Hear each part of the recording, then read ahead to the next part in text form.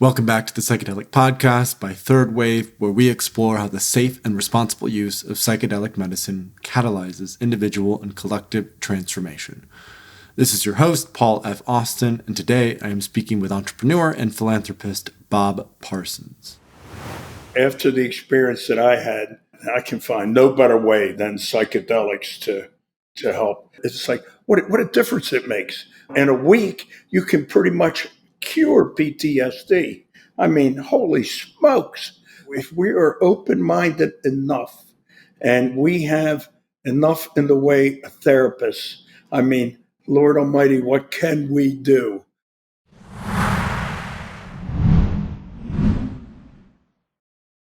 Hey listeners, this is Paul F. Austin, founder and CEO at Third Wave, and today I bring you a candid dive into a billionaire's story, healing his own war trauma with psychedelics, and how he gave back through supporting psychedelic research and so much more. My guest today is Bob Parsons.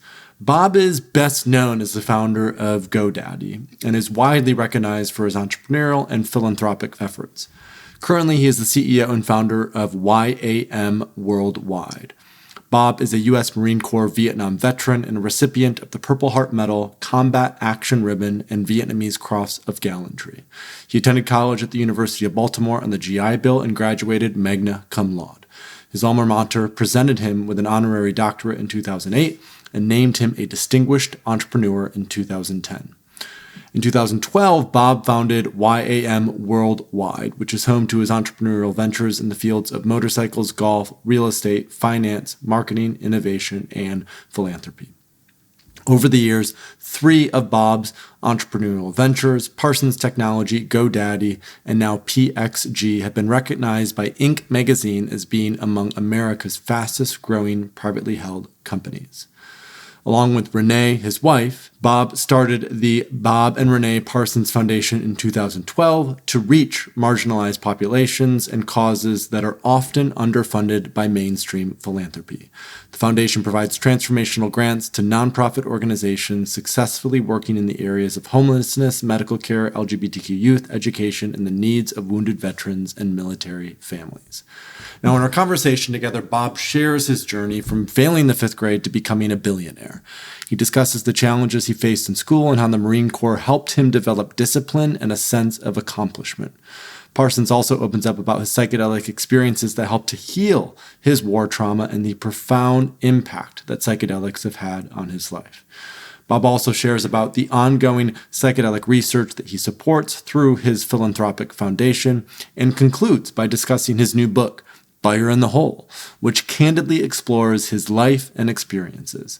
This conversation touches on the transformative power of psychedelics to foster deep healing and catalyze significant change in one's life. Now, I first met Bob at a conference in Phoenix just under a year ago. We shared the stage together where I had the honor to interview Bob for this psychedelic conference. And naturally, I reached out afterwards and was like, Bob, I would love to capture a similar conversation for our audience at Third Wave because I think they would just be so moved by your story. And so I invited Bob on the podcast, and our conversation is the one that you're about to hear. It's really rich. Bob is hilarious, great sense of humor, and has really had his life changed and impacted by psychedelics over the last few years. He has not invested whatsoever in the psychedelic space. His efforts have been purely philanthropic because he believes that these medicines should be accessible and available to everyone. So before we dive in, just a quick reminder to follow the Psychedelic Podcast so you never miss an episode. And of course, if this conversation resonates with you, please share it with anyone in your life that you think could benefit from our conversation. All right, that's it for now. I hope you enjoy my conversation with Bob Parsons. Hey listeners, welcome back to the Psychedelic Podcast. Today we have Bob Parsons, American entrepreneur, billionaire, and philanthropist. Bob, it's great to see you again. Thanks for joining us for the podcast. Well, it's nice to be here, Paul. And you left one thing out, and I always put this in any bio, short little bio I do. I failed the 5th grade. And I'm telling you, nobody can take that away from me. It means something, right? It means something to me. It's a medal that you wear. Yeah. Yeah. I mean, it was an Well, it's accomplishment. It good was to a have that regular. as, it grounds a little bit. It grounds you a little bit. Yeah, well, I mean, it was me and two other dumbbells. What were Nobody their would even. names? This guy's and one guy's name was Frankie, and the other guy was Anthony. And All right. What the happened in class, fifth when grade, Bob? Tell us what happened in fifth grade. the class when they were standing up in line, holding their report cards, waiting to march out and meet their parents, us three were just sitting there, and they wouldn't even make eye contact with us. You'd think they, if they looked at us, they'd fail. And what happened? I mean, did you fail? You seem to have made it reasonably far. Did you end up graduating from the fifth grade and getting moved along, or what Well. happened there? It's kind of a crazy story. What happened was, I was in a Catholic school, and I was really looking forward to a nun-free summer. And the nun that I had that year was Sister Brenda, and she was not a she didn't like me much, so she kept me after school all but about 5 days all year. And when she handed out report cards, of course, I didn't get one. And so anyhow, so she takes and marches, tells us, you three, wait here for me to come back, and I'm going to take the class out, and then when I come back, we'll take care of business. Well, I knew what the hell that meant, and so when the class left, I mean, they weren't gone but 2 minutes. I left. So I ran down a hall and ran around a whole building. And see, one of the things I knew, this Sister Brenda, was a very lazy nun. And it was time for her to, walk, typically the nuns would walk to class past the convent entrance, down a long block, and then across the street to where the parents were. Well, I ran around and I beat the class to where before they went by the convent, I was against the wall waiting for the line to come by. so, so, it hit the convent, and she breaks off right away, and she went back. She was going to, to crucify the unholy threesome, and so I, I, I get across the street. My dad always picked us up on the last day of school, and so he's holding my brother's report card, and he says to me, "Hi, Robert, where's your report card?" And I said, "Sister didn't give me one." And he said, "Why not?" And I said, and here's where I fibbed. I said, "Dad, if you pass this year, you're gonna get a report card." And he said, he's looked at me like a dog that heard a strange noise. So he had flipped his cigarette, his Tarrington, in the street. He goes, "Whatever, get in the car." And I said, "Okay." So off we went. Same thing with my mother at home. And I told my mother's going, "I never heard of such a thing." And I said, "Call Sister, Mom." And of course, she never called, you know, my mother never called. They never called. And so I spent all summer long. It was the longest summer of my life. I'd wake up every morning and I'd feel good, that no school. And then it would wash over me. Oh, I'm on death row, right? I got like 8 more weeks till I die. And so I go to school on the first day of school, and I get in line with the sixth graders. And my two buddies are in the, they're in the fifth grade line again, and they're waving to me. "Hey, Bob, come on!" I'm going, "Now get me out of here." I didn't want to make eye contact with them, and so anyhow, so the lines went in. The kindergarten went in first. First grade, second grade. Then my buddies in the fifth grade, and then when the sixth grade line went in, the nun, her name was Sister St. Thomas. She pulled me out of line. And I mean, at this time, I don't even know what's going on. I'm in the sixth grade line, and I know I don't belong there. She pulls me out of line, and she says to me, And I mean, and her nose was not even an inch from mine. She said, Sister Brenda told me what you did. She told me you failed and you didn't wait around for her to take care of it, this, that, and the other thing. She didn't know what to do. And then I heard these magic words. So she passed you. Wow. And then she says, you give me any trouble, I'll send you right back to the fifth grade. And I said, I won't, sister. And, you know, I wish I could tell you I did a lot better. I did a little bit better, but it was enough to get me through there. And I remember when I came home and I had my sixth grade report card and I gave it to my mother.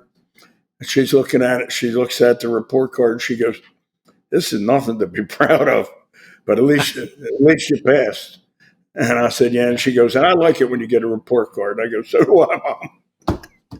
So there you go. Why was it, Bob, that school was pretty difficult for you? Why was it not a great, because I mean, you've become very successful and, you know, we'll get into the Marine Corps. We'll get into, you know, some of your entrepreneurship background. Why wasn't, Well, there was a school lot good of trouble going on at my house during this time. My father's business, he had a small business, little convenience store, went bankrupt. He went broke. Him and my mother, both gamblers, never any money. And, you know, bill collectors haranguing the family and two screaming at each other. I mean, they never did abuse me directly, but they went at it hammer and tongs with each other. And yeah, it just took a toll on me. So I had a hard time, during those early years focusing in school, really on anything for that matter.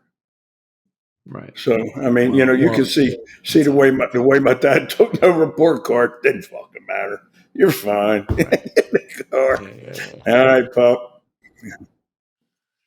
And yet you've gone on to, you know, you sold a company for what, 4 billion, to $4 billion. You know, GoDaddy was the company that you, No, I made about 3 billion on the deal.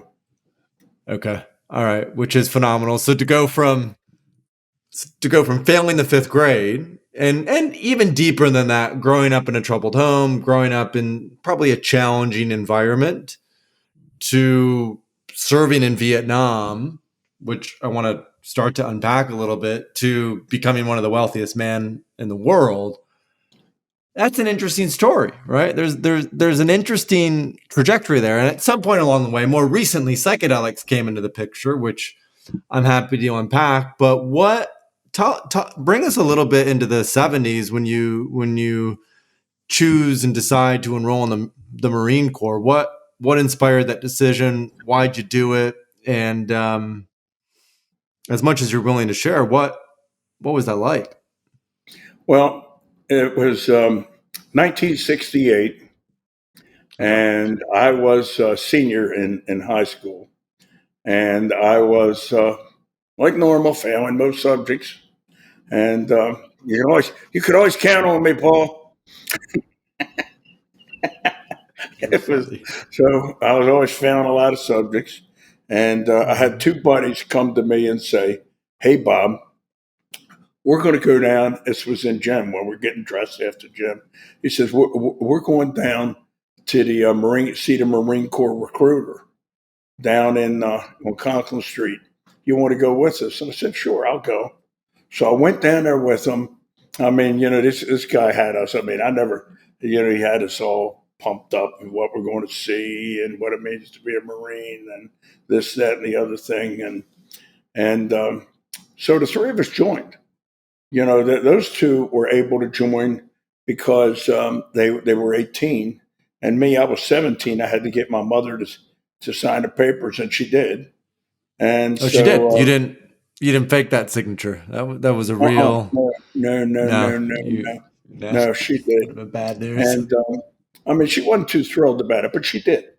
And so I, I after she signed, and I went through processing and so forth by the military. Um, I got my orders to report to Paris Island in August. Uh, I showed all my teachers my orders, and they all passed me. I mean, it was a pity pass, but I mean, hey, that worked for me.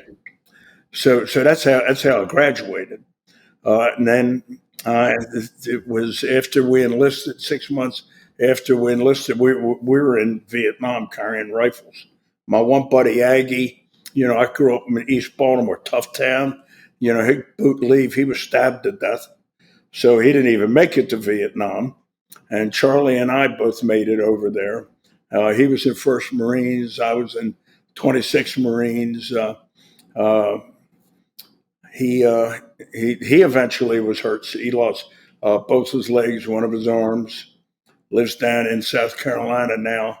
And believe it or not, you wouldn't think this happiest guy you ever want to meet. So, wow, fantastic. Yeah. So I mean, he turned that right around. And then I was with the 26 Marines on a place called Hill 190. And when Hill 190, it was right on the edge of the mountains and jungles. And it was just before all these, rice paddies, as far as you could see. And what our job is to go down there in amongst those rice paddy reeds and areas uh, at night and set up ambush and ambush North Vietnamese troops that are coming down there to terrorize the villagers and to get their rice to feed their troops. And we did a pretty good job of it. But it was, a little hair raising because, they always returned the favor. The other side did. When I got to my squad, the Marine Corps Rifle Squad usually has about 10, 12 guys in it.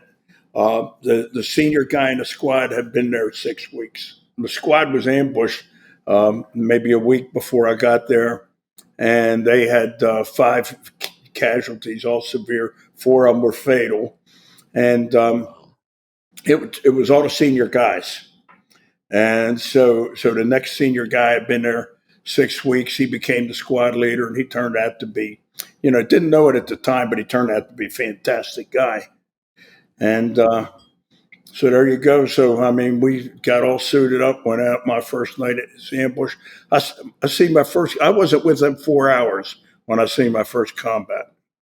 And I mean, you have people that say, man, I can't wait till I see combat. And that is until they get it. It is one gruesome, gruesome thing. So anyhow, I've seen it most nights, not every night, but most nights. And was there for a month and was walking through a village at night, and the point man, who I was on a point team, Marine Corps Rifle Squad has 2-man point team, and the first man has stepped over a tripwire. Now he didn't know it was there because you couldn't even see it, and of course I hit it, and I was wounded both my legs and my left elbow, and then I was medevaced all the way out to Japan, the Naval Hospital there, and it took me a couple of months or so to recover. Then I got in the Marine Corps. God bless them. They sent me right back, gave me orders back to the bush. Yeah.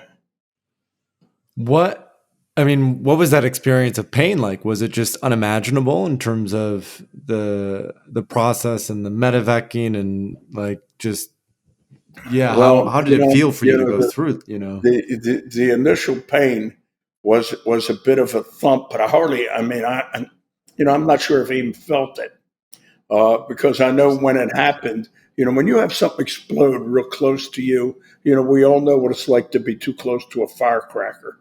I mean, your ears just rings. You don't really hear it. Well, take that times 500. So it's just unbelievable. So everything lit up. It was just like this thump, and then I couldn't hear it. Didn't hear it, and I was thinking somebody's hurt. Well, it turned out to be me. Yeah, and I mean, it didn't take me but a few seconds to figure out it was me. But at first, I didn't know it. And then what happens is then it starts to maybe, the corpsman came over to me and injected me with morphine. And so, I'm not sure if there was a big pain event, but Okay. it was something. Yeah. Yeah. I I'm sorry. remember I'm sorry you went through that. well, you know what? It's, it's life, Yeah. life. Yeah. So anyhow, that was Vietnam. When I came home from the war, I was a different guy than the guy that went, and I was different. And keep in mind, we weren't welcomed home. We were the only troops that ever fought for this country that were not welcomed home. Now we came home, and we thought we did something really good, and of course, a lot of the people back home didn't feel that way. And, most of us, we didn't get a hero's welcome or any welcome at all for that matter. And all too many of us were met by protesters throwing shit, hollering names, and all that kind of stuff. So, and the ones that didn't experience it right there when they got out, seen it on television. So, had the same impact. But anyhow, so when I got home, I was a different guy in good ways and bad. First the good ways.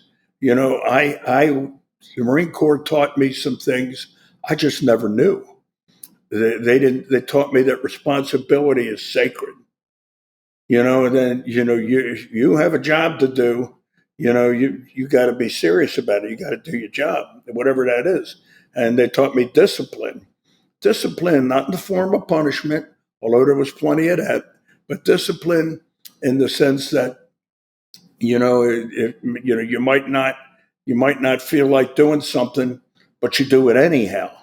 It might not feel good, but you still do it. That's that sort of thing. And they taught me that I could accomplish more than I ever imagined I could. And they taught me that I had a right to be proud.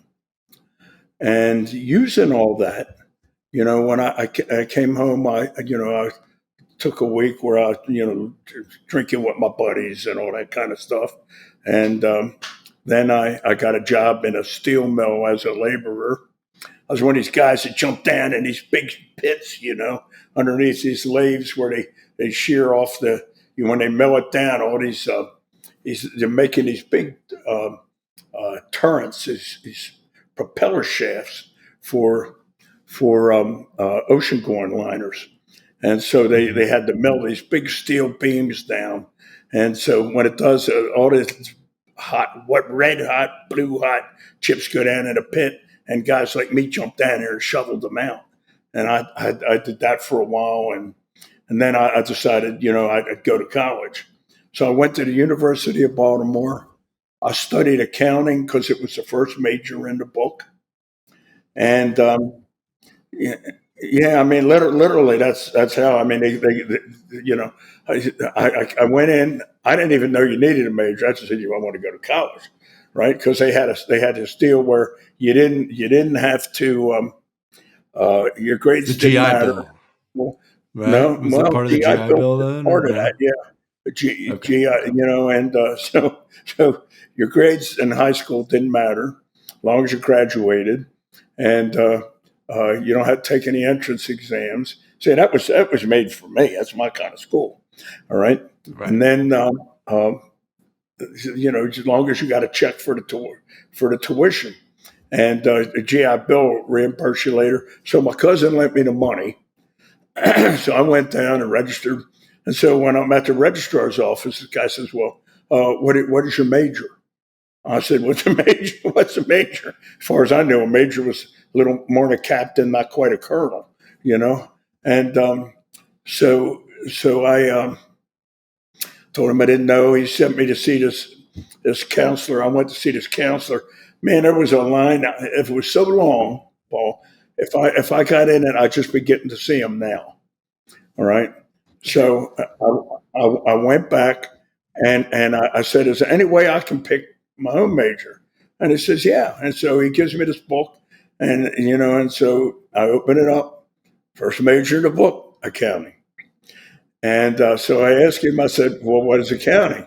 He said, well, it's, are you interested in business? I said, sure. He says, you good with math? And I said, sure. And there you go. Were you I good at math, remember, Bob? well, here's the deal. When I was a little kid and I went to Yeah. school, the first time I went in, there was this big crucifix with an effigy of Jesus on it. Now, to me, to my little eyes, it looked like a guy nailed to a plus sign. And I thought these people are very serious about math. So I always paid more attention in math. So I got to be a little That's better at fair. it. Yeah. That's fair. So anyhow, I studied accounting, and it was a fortuitous choice because I loved it. I graduated magna cum laude. Well, Wow. I'd have never done that without the Marine Corps. I took the Wow. CPA exam, passed it the first time, and became a CPA. I was working as an accountant for this company that bought leasing companies, controlled data, commercial credit back in Baltimore. And they sent me on this job to look at this rental company, automobile rental company they wanted to buy. So I scheduled the assets and so forth. When I finished, I had 12 hours left. I went over, I bought a book at the Stanford bookstore. Just happened to be there, and a book on programming the basic computer language. Read a lot of that during the layover and wrote my first program. And then when I went back, I was lucky enough to right in my office, and this is 1975, there was a dumb terminal that ran the basic computer language because we were owned by Control Data. So I took Mhm. and finally got it running. It became a hobby. I got good at it. And I used that to start my first business, which was Parsons Technology. I invested $40 million, 40,000 in that, sold it for 64 million.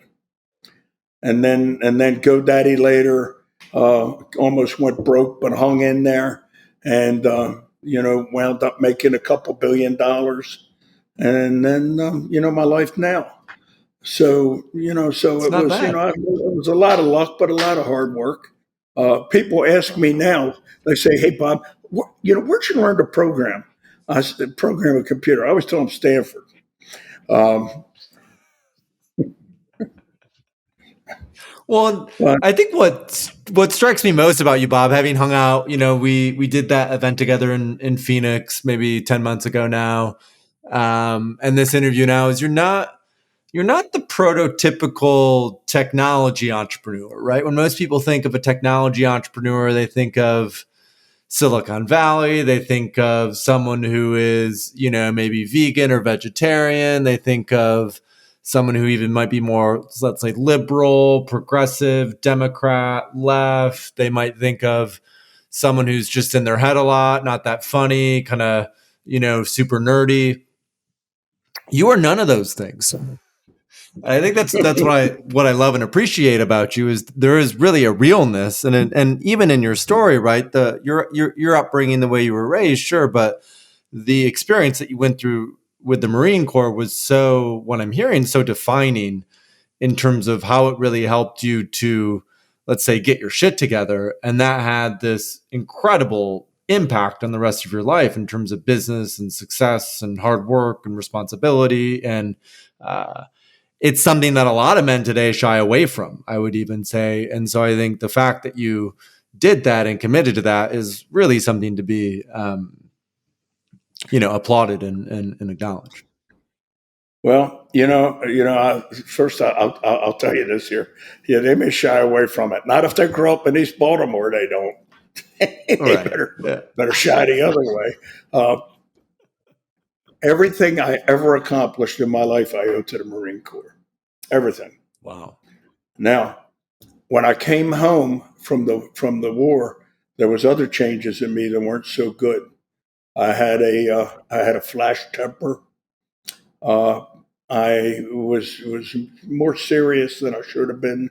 People would always say I was the most intense person they ever met.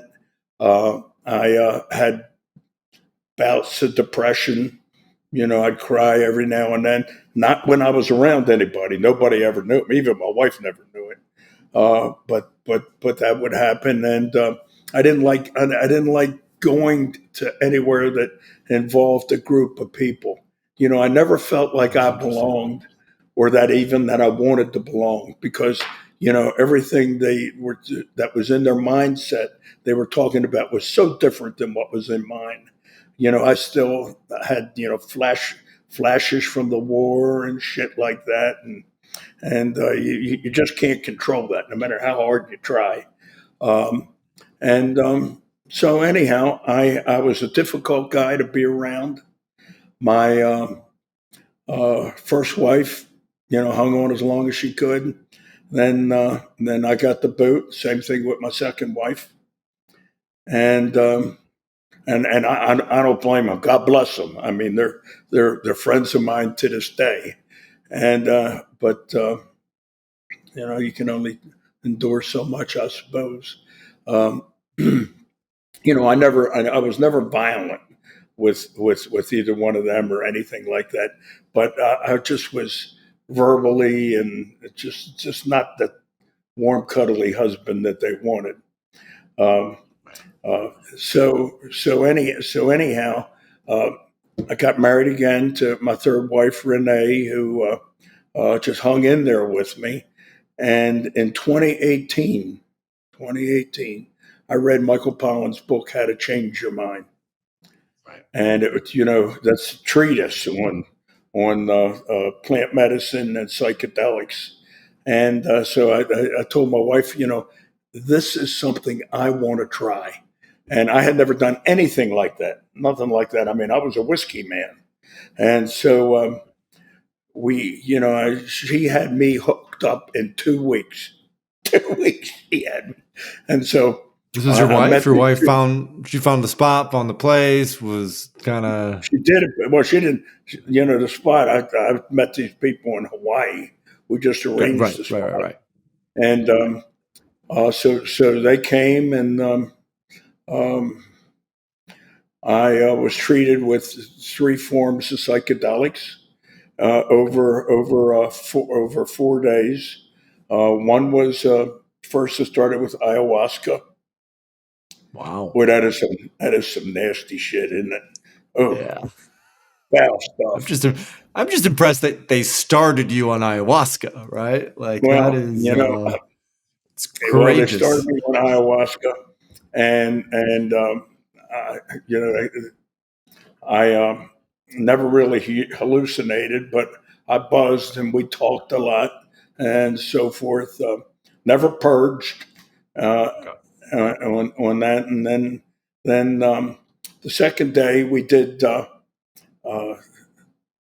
we did mushrooms, psilocybin. And my guide said, hey, I've made this pot of tea. It holds 3 cups, and I made it really strong. So you're only going to need 1 cup.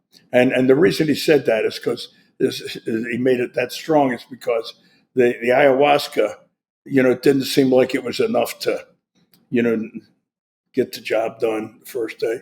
So anyhow, I I wound up drinking all three cups, and I ate the tea bags. Yeah, and Yeah.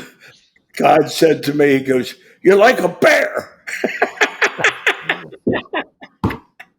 So so And you so look any like a any bear. For the listeners who are just listening to this, Bob is built like a bear. He's like probably 6'3", 250.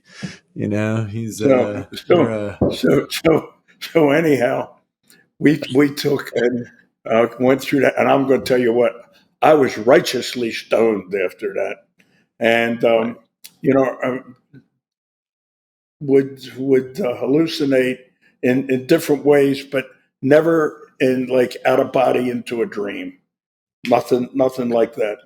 And so uh, I took in after that episode. What's a guide you're talking about? The shit that bothers you, really bothers you, comes up, Yeah, and you deal with what sort it, of happened for especially you in with the the good experience? time. Like what did you process? What came up? And you drink 3 cups of mushroom tea, you eat the mushroom bags. Is it difficult? Is it challenging? Are you sweating? Are you Well, processing? it is. Um, the best example I can give you is I had I had something come up that I didn't even realize. I wasn't even thinking it was a problem. If you ask me about it, I wouldn't know. And what it involved is when I was the last part of my time overseas, I was on Okinawa and troop processing troops, um, putting them on flights from Okinawa to Vietnam, and then unit assignments, and then the same way from uh, the guys going home, putting them on flights going home. All right, and I had for one period of time, I was the Marine Corps. Uh, just out of a fluke, put me on, assigned me to intelligence, Marine Corps intelligence, as a courier and as a um, guy who would run this little printing press when I wasn't busy doing that. So, because they must have checked my grades in high school and found that I was exactly the kind of guy they were looking for. Um, yeah, I know, kind of nuts, isn't it? Well, So this is before you studied accounting, right? This is there before you go. the Yeah. university. So Yeah. so anyhow, I'm in there processing these troops, and from being in intelligence, I got to know which units really were hammer and tong, right, in intelligence, and had high casualty rates. Like Ninth Marines was one of them, and I'd see these guys. These guys, I mean, they were just like me when I first came over.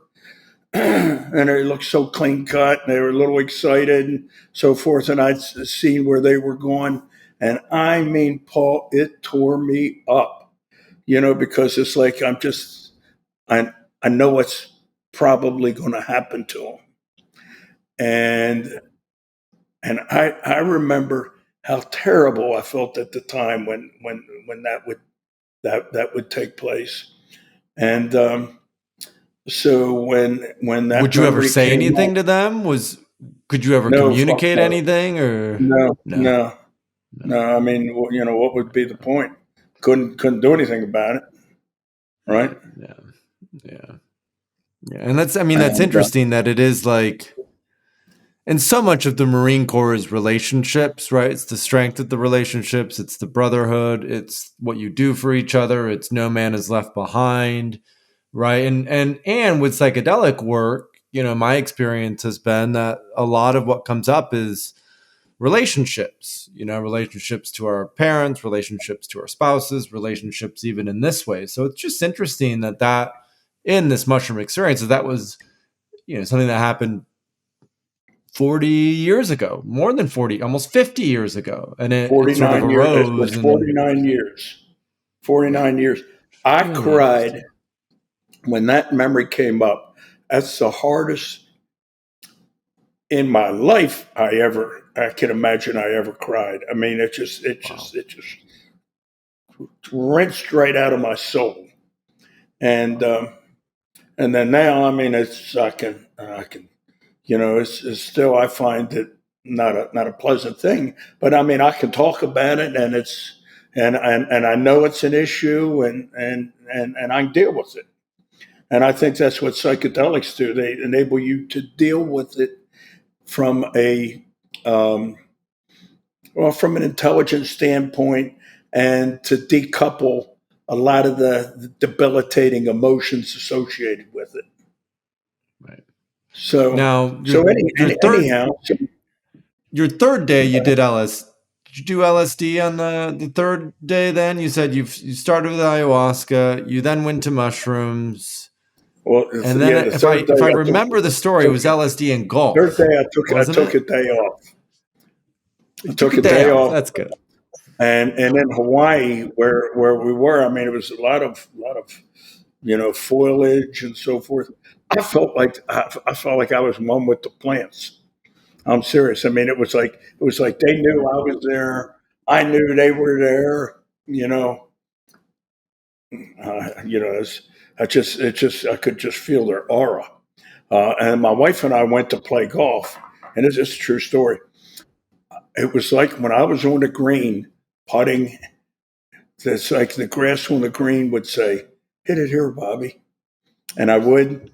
And I have never putted that good since ever.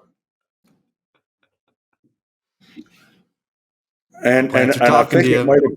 it might have been because I drank the three strong cups and ate the tea bags. Might have been what pushed me into that It's the direction. afterglow. Yeah, you're experiencing the afterglow, right? You're a little more open. You can, hear things a little bit more. Professional athletes are finding out that psychedelics, like microdosing, can sometimes be helpful for certain things. So you just felt like you were in a good flow, right? Just felt like everything Yeah, was flowing yeah, a little bit exactly. easier. The last day we took LSD, Yeah. and I just remember that, and that had a good effect.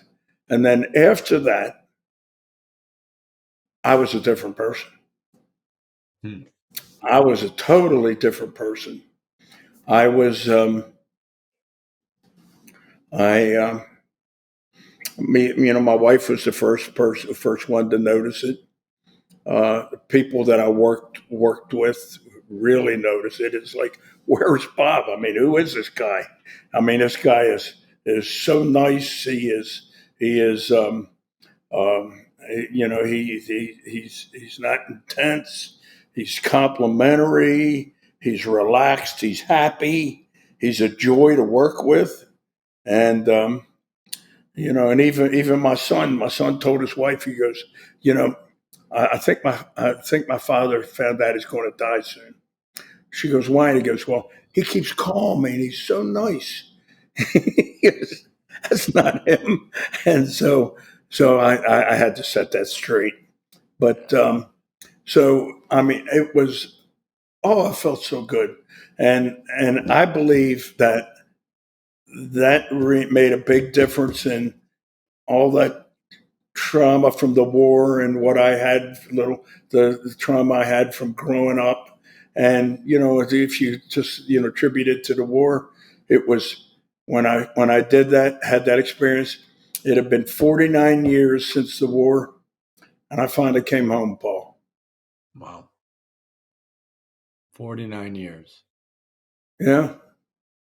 But you were able to heal some of these aspects. And now, through your foundation, you're supporting others through that healing process as well. And in fact, just a week ago, I believe, the FDA announced that they have accepted MDMA assisted psychotherapy for PTSD, the new drug application. We expect to hear about it, I believe, in August. And there's a very high likelihood that they will approve it. So I'd love to talk a little bit about your philanthropic efforts within the psychedelic space. After you had this healing, these experiences, what then called you to support psychedelic research and support others to also have, a healing experience with psychedelics?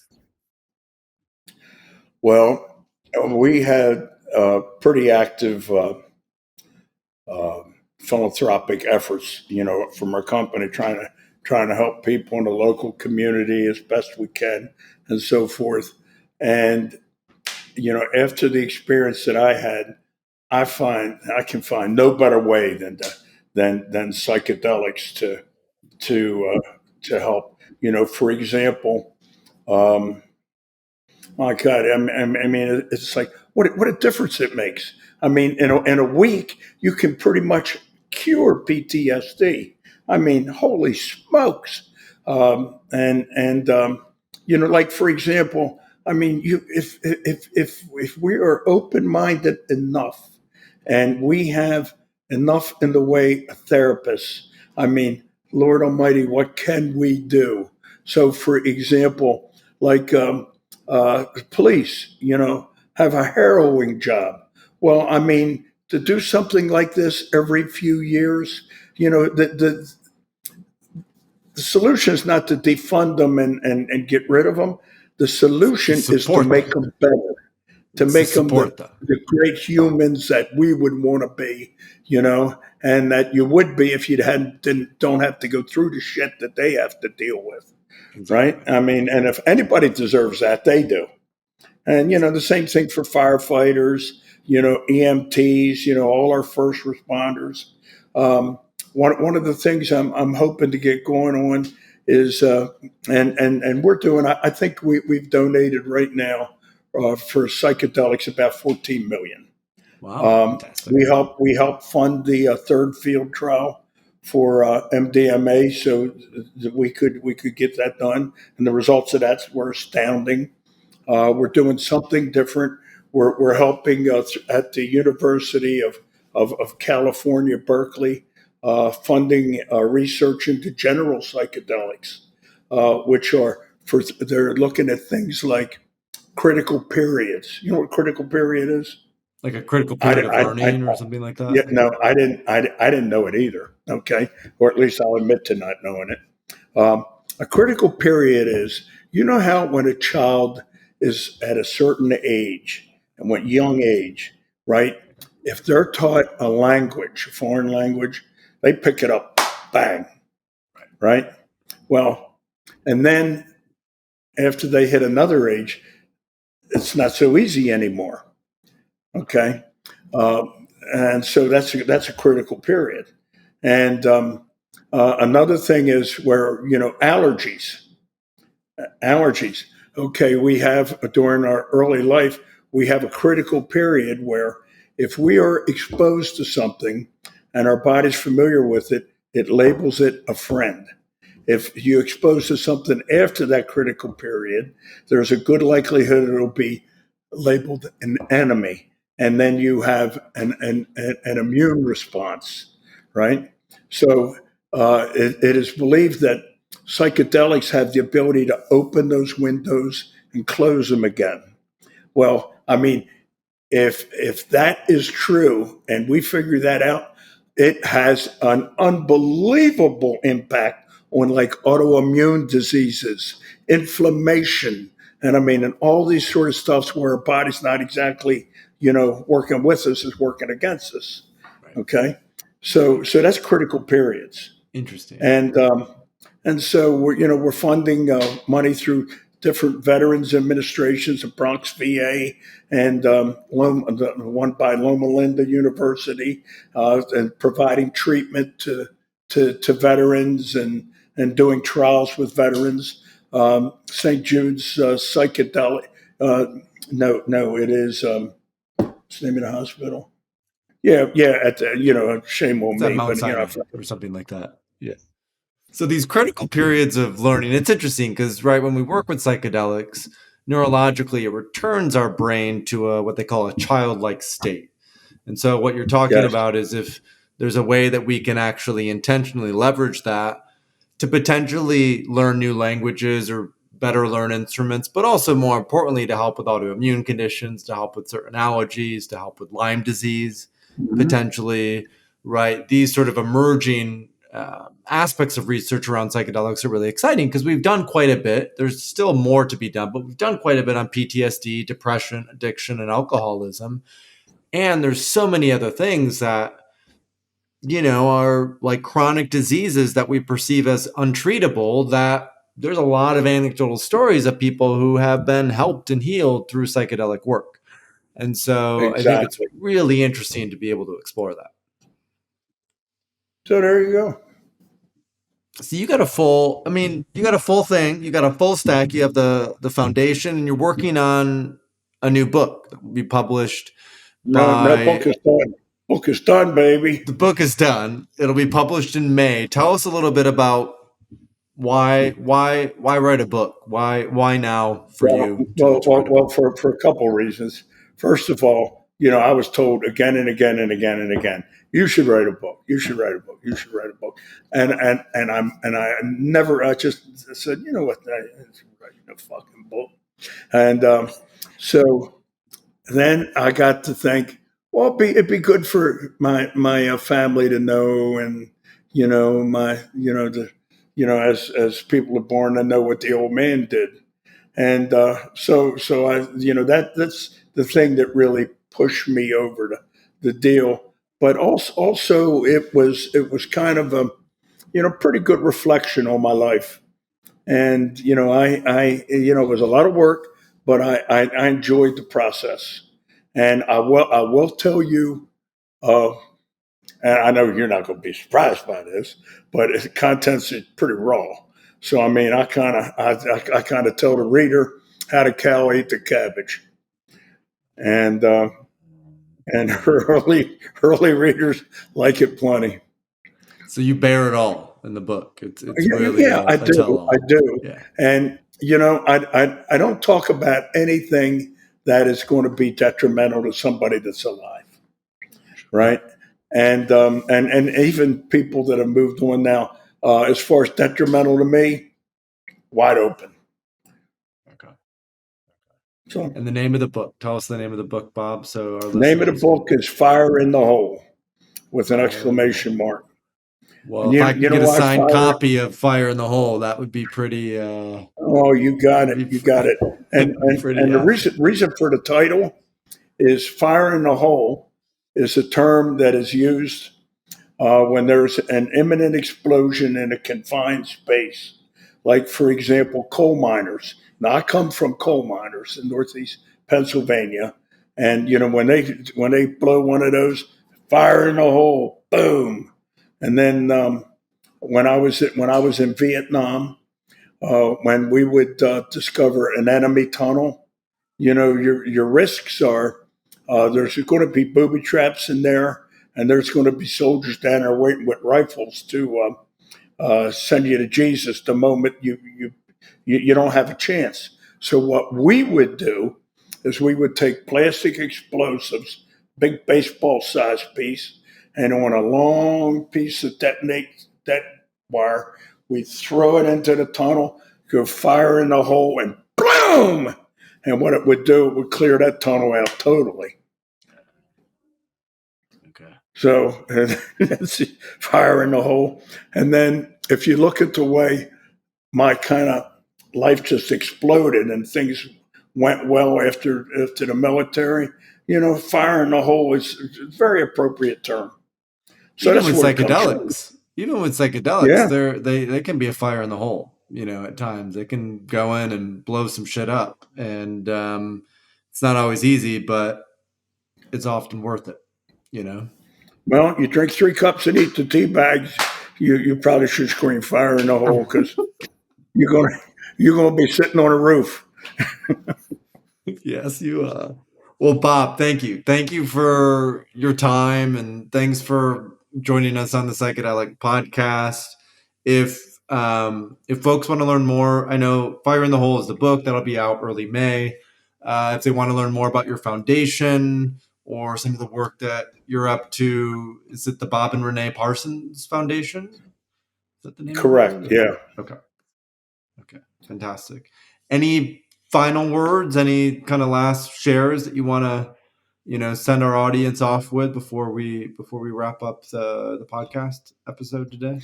Well, I'll tell you what, it was good hanging around with you again, Paul, even if it was on Zoom. All right. Thanks, Bob. This was fun. All right. Bye now. Thank you so much for watching. If you want to stay up to date on the third wave of psychedelics, subscribe to this channel and visit thethirdwave.co, where you'll find plenty of free resources on the intentional and responsible use of psychedelic medicine.